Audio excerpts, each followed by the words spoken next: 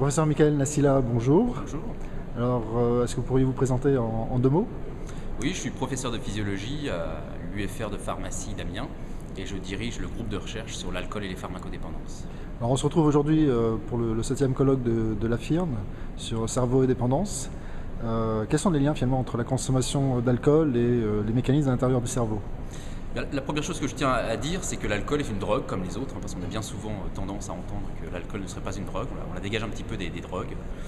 Et donc, comme toutes les autres drogues, elle induit une dépendance, après un usage chronique assez important. Et donc en France, c'est un problème assez important, parce qu'on considère qu'il y a environ 3, 4, peut-être 5 millions de personnes qui sont vraiment alcoolodépendants. Il y a 10% de la population qui a un problème avec sa consommation d'alcool. Et puis il y a un problème également lié, je dirais maintenant, à deux petites problématiques qui sont le syndrome d'alcoolisation fétale, donc alcool et grossesse, ça ne fait pas bon ménage parce que l'alcool est un neurotoxique. Et puis également une consommation qui peut être excessive et répétée chez les jeunes. Et on ne connaît pas bien encore les effets à long terme de ce type d'alcoolisation. Alors, on associe quand même toujours la consommation d'alcool ou l'excès de consommation d'alcool à des problèmes de cirrhose. Enfin, je viens de cette histoire-là. Mais quel est l'impact sur le cerveau? Je pense que peu de gens font la corrélation. C'est vrai qu'ils sont multiples. Bon, l'alcool est un très très bon neurotoxique. Donc l'usage chronique entraîne assez facilement une atrophie cérébrale, une atteinte à la fois du nombre de neurones et puis également de la substance blanche. Également, on s'est aperçu assez récemment, et on a fait des expériences par exemple chez le singe qui montrent qu'à l'adolescence, notamment, il y a un phénomène de neurogénèse, c'est-à-dire l'apparition de nouveaux neurones, contrairement à ce qu'on pouvait croire auparavant. Tout n'est pas fait à la naissance, mais il y a des nouveaux neurones qui apparaissent. Et on s'est aperçu que, par exemple, des ivresses à l'adolescence empêchaient ce phénomène d'apparition de nouveaux neurones dans le cerveau. Donc ça, c'est un petit peu inquiétant, par exemple. Alors, quelles sont les voies dont on dispose pour prévenir finalement ces diverses dépendances? Bien, la prévention, elle est multiple.